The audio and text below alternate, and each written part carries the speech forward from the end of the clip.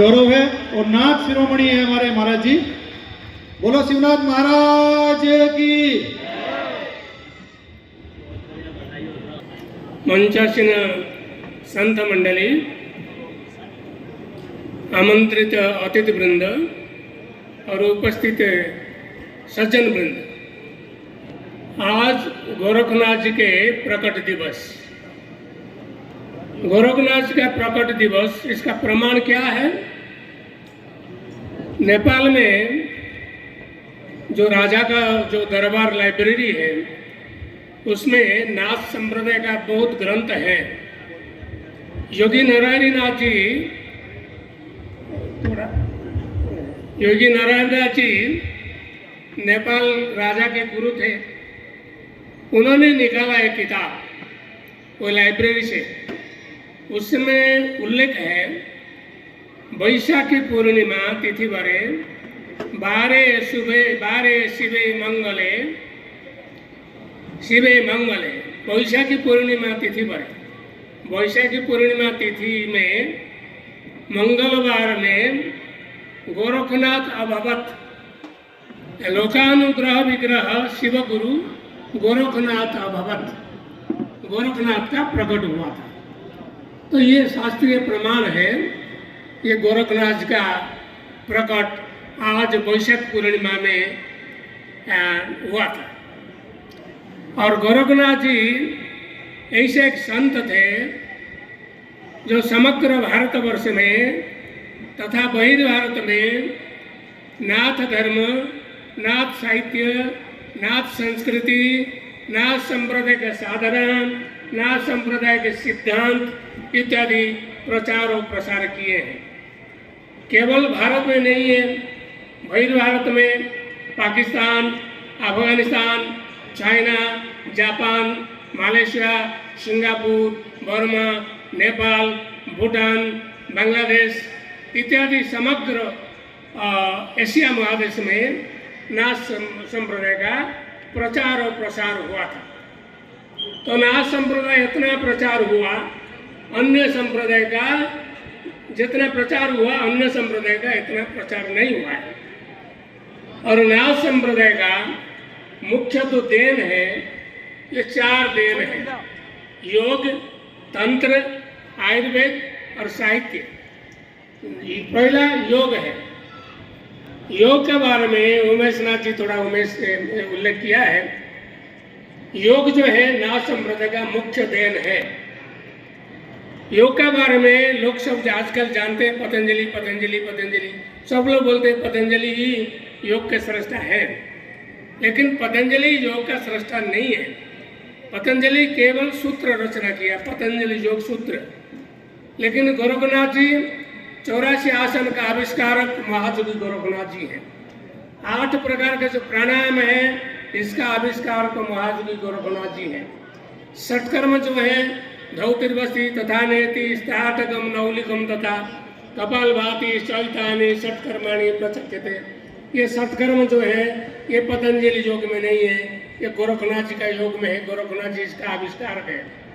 इसलिए जो 84 आसन है, आसन में 2 आसन है, एक मच्छंद्रासन है, एक गोरक्षासन है। मच्छंद्रनाथ जी का नाम में मच्छंद्रासन, गोरखनाथ जी का नाम में गोरक्षासन। किंतु पतंजलि का नाम में कोई आसन नहीं है, क्योंकि पतंजलि इसका सृष्टा नहीं है। 84 आसन के बारे में कुछ उल्लेख नहीं है पतंजलि योग सूत्र में।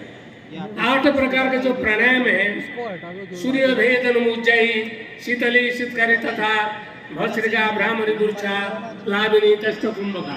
सूर्य भेदन उज्जयी, शीतली शीतकारी, भस्त्रिका ब्राह्मणी मूर्छा प्लाविनी, ये 8 प्रकार के जो प्राणायाम है, ये गोरखनाथ जी इसका आविष्कार है। गोरखनाथ का योग में है, पतंजलि योग में ये नहीं है। आजकल जो प्रचार हो रहा है सारा दुनिया में, ये गोरखनाथ का योग ही प्रचार करते हैं। जितने आसन प्राणायाम है, ये गोरखनाथ का योग ही प्रचार करते हैं। किंतु बोलते हैं पतंजलि पतंजलि पतंजलि। पतंजलि का कुछ लेना देना नहीं है। ये 84 आसन में 8 प्रकार के प्राणायाम है। और पतंजलि कभी नहीं कहा योगासन करने से रोग बीमार दूर होगा। आजकल ये तो प्रचार हो रहा है, योग बीमार दूर होता है योगासन प्राणायाम से, किंतु पतंजलि योग में ये बात नहीं है।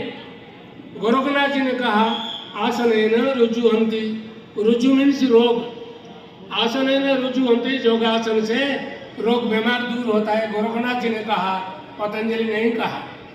और गोरखनाथ जी ने कहा प्राणायामेन युक्तेन सर्वरोग क्षय भवेत्, प्राणायाम द्वारा सब रोग बीमार दूर हो जाता है। ही का श्वासस्य काशस्य शीर कर्णाखि वेदना खे कुष्ठो कुदावर्त गुणम जीर्ण पुरोगमा, ये सब रोग बीमार प्राणायाम द्वारा दूर हो जाता है। गोरखनाथ जी ने कहा, पतंजलि कभी नहीं कहा। और ये जो योगासन प्राणायाम इत्यादि गोरखनाथ जी ने कहा, गोरखनाथ जी ने कहा ये योगासन प्राणायाम करने से ये 3 प्रकार के फायदा मिलती है।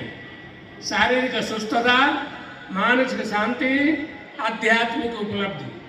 शारीरिक सुस्थता, शरीर सुस्त रहता है, रोग बीमार दूर हो जाता है, मानसिक शांति मिलती है, और आध्यात्मिक उपलब्धि मोक्ष मुक्ति कैवल्य प्राप्ति होती है योग साधना द्वारा।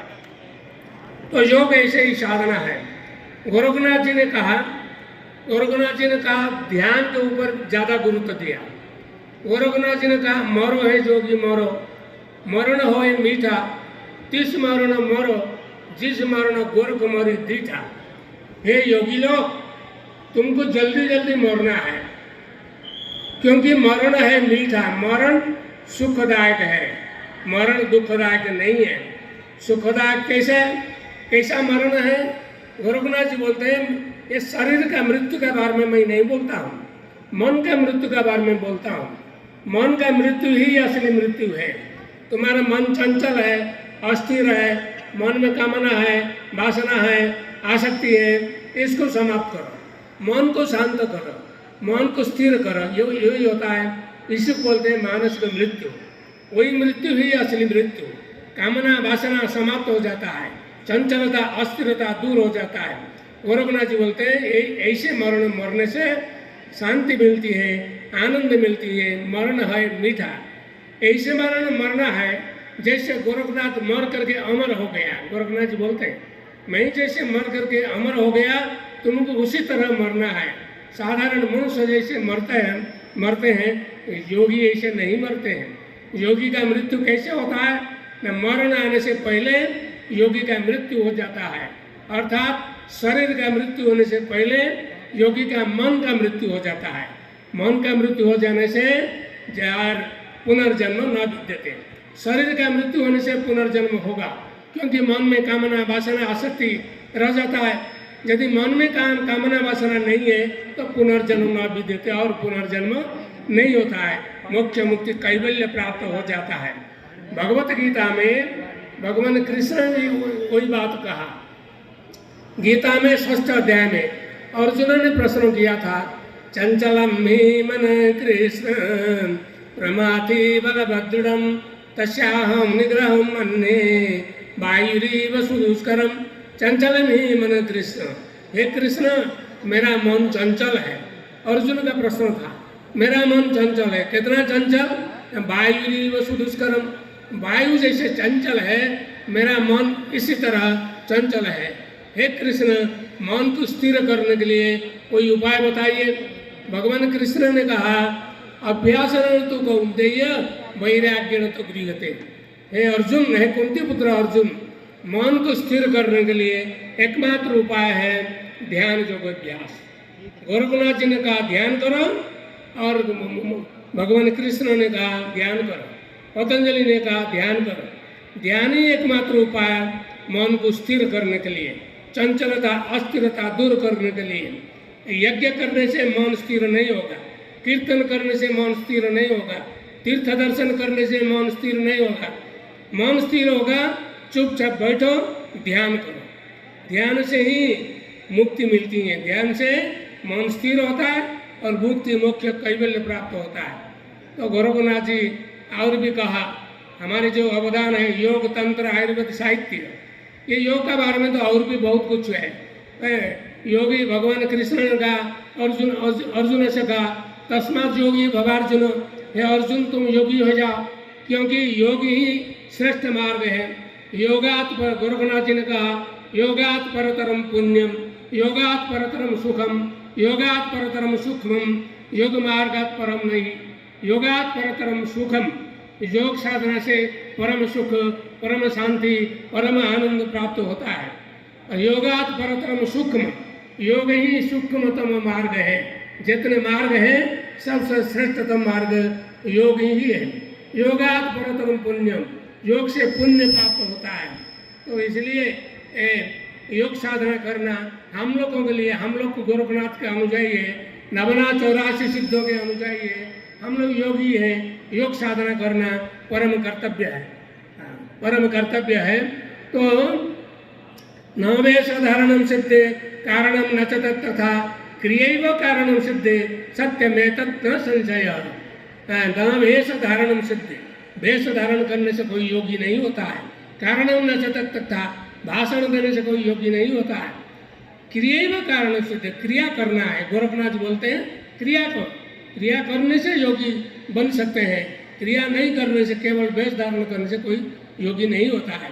तो ये हमारे नाथ संप्रदाय का अवदान है। योग तंत्र और साहित्य, साहित्य में गोरखनाथ जी ने कहा, मोरो है योगी मोरो, मरण है मीठा, तिस मरण सॉरी ये बात तो मैंने बोल दिया। गोरखनाथ जी ने कहा, हसीवा खेलीवा गाईवा गीत, दृढ़ करी रखी अपना चित, हसीवा खेलीवा रहीवा रंग, काम क्रोध न करीवा संग, हसीवा खेलीवा धरीवा ध्यान, अहर्निशि कथिवा ब्रह्म ज्ञान, हसे खेले न करे मने भंग, ते निये चलो गोरखनाथ के संग। हसीवा खेलीवा रहीवा रंग, संसार में रहो लेकिन काम क्रोध न करीवा संग, काम क्रोध से दूर रहना चाहिए, काम क्रोध नहीं करना चाहिए।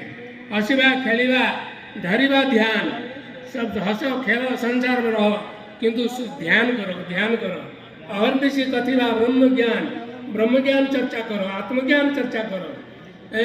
आत्मज्ञान तुम्हारे जो तुम जो आत्मा को खोज रहे हो, जो सुख खोज रहे हो, वो सुख तुम्हारी अंदर है, सुख बाहर नहीं है। सुख स्त्री में नहीं है, पुत्र में नहीं है, धन में नहीं है, सुख तुम्हारी अंदर है। अंतर यात्रा करो। गोरखनाथ जी ने कहा, बहिर् यात्रा से सुख नहीं मिलती है, अंतर यात्रा करो, अंतर यात्रा करो, भीतर भीतर यात्रा करो साधना ध्यान द्वारा। एक संत थे आचार्य रजनीश, तो रजनीश ने कहा, रजनीश का गोरखनाथ जी इतना गहरा साधना किया है, इतना साधना में गहरा तक चला गया, आज तक इतना साधना कोई नहीं किया है। गोरखनाथ जी के पास सब जितने संत समाज है ये गोरखनाथ जी के ऋणी है। अरे कबीर आदि जितने संत हैं गोरखनाथ जी के ऋणी हैं।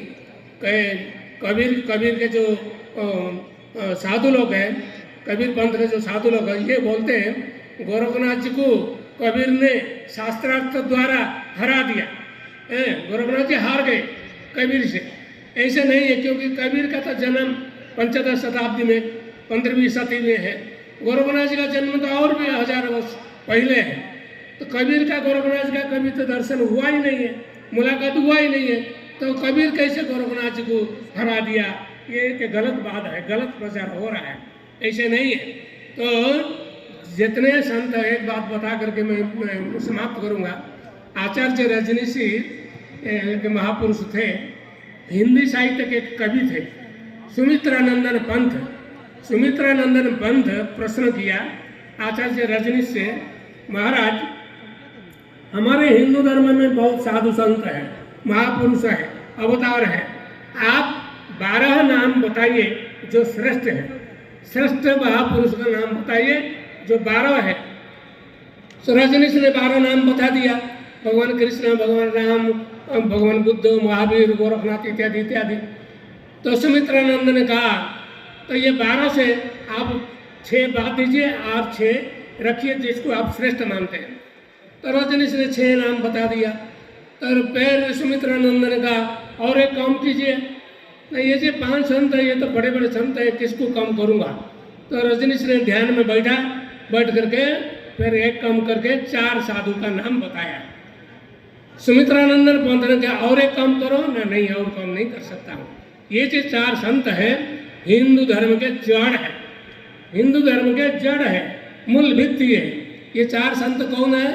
भगवान कृष्ण, भगवान बुद्ध, महर्षि पतंजलि, महायोगी गोरखनाथ। गोरखनाथ भी योगी है, पतंजलि भी योगी है।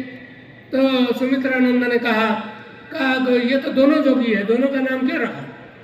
तो रजनीश ने कहा गोरखनाथ जी ने जितना साधना किया, जितने प्रकार के योग है, हठ योग, राजयोग, मंत्र योग, तंत्र योग है, सब गोरखनाथ जी ने साधना किया। साधना पथ में जितना पट्ट था गोरखनाथ जी सब खोल दिया। तो इसलिए गोरखनाथ को नहीं छोड़ना चाहिए। रजनीश का एक किताब है मोरो है योगी मोरो। अच्छा एक बात बताकर समाप्त करता हूँ। रजनीश ने गोरख धंधा के बारे में एक बढ़िया बात कही है। रजनीश ने कहा गोरखनाथ जी ने हठ योग, राजयोग, मंत्र योग, तंत्र योग, भक्ति योग, ज्ञान योग सब साधना किया और सब साधना प्रचार और प्रसार किया। यदि बिना गुरु से आप साधना करेंगे तो आप भ्रांति में पड़ जाएंगे, कंफ्यूजन में पड़ जाएंगे। कौन सा साधना करूँ, हठ योग करूँ या राजयोग करूँ या मंत्र योग या तंत्र योग या ज्ञान योग या भक्ति योग, कौन सा साधना करूँ? कंफ्यूजन में, भ्रांति में आप पड़ जाएंगे।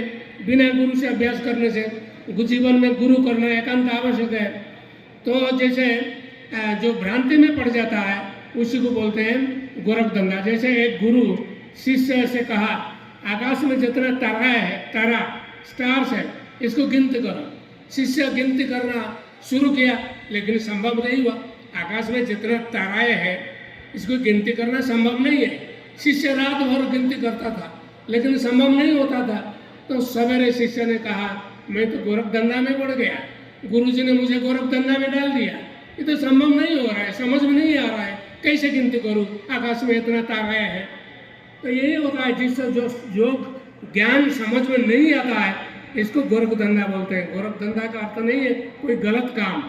जैसे आप लोग का यहाँ उत्तर भारत में ऐसे प्रचार हो रहा है, कोई गलत काम करता है बोलता है वो गोरख धंधा चल रहा है, ऐसे नहीं है। तो ये ऐसे नाथ संप्रदाय के बोलने से तो बहुत बात है। नाथ संप्रदाय का इतिहास, साहित्य, साधना, सिद्धांत, इसका मैं प्रचार करता हूँ। मेरा प्रचार ज़्यादा आसाम, उड़ीसा, बंगाल और वहाँ मणिपुर, नागालैंड, मिजोरम, बांग्लादेश। मैं जो बांग्लादेश गया, बांग्लादेश में देखा नाथ संप्रदाय के लोग बहुत है लेकिन सब वैष्णव है। सब ऐसे लंबा लंबा तिलक लगाते हैं, तुलसी माला लगाते हैं, हरि बोल, जय राधे, हरे कृष्ण वो बोलते हैं। गोरखनाथ का नाम में किसको, गोरखनाथ के बारे में किसको पता नहीं है, आदेश क्या है किसको पता नहीं है। तो मैं जो गया मेरा बात कोई सुना नहीं। पहला मैंने बहुत कष्ट करके गांव में घूमा, प्रचार किया, भाषण प्रवचन किया, तो धीरे धीरे लोगों का समझ में आया। अभी धीरे धीरे लोग वैष्णव धर्म छोड़ करके मेरा अपना स्व धर्म में, नाथ धर्म में आ रहे हैं, दीक्षा ले रहे हैं। मैं इसी का काम कर रहा हूँ।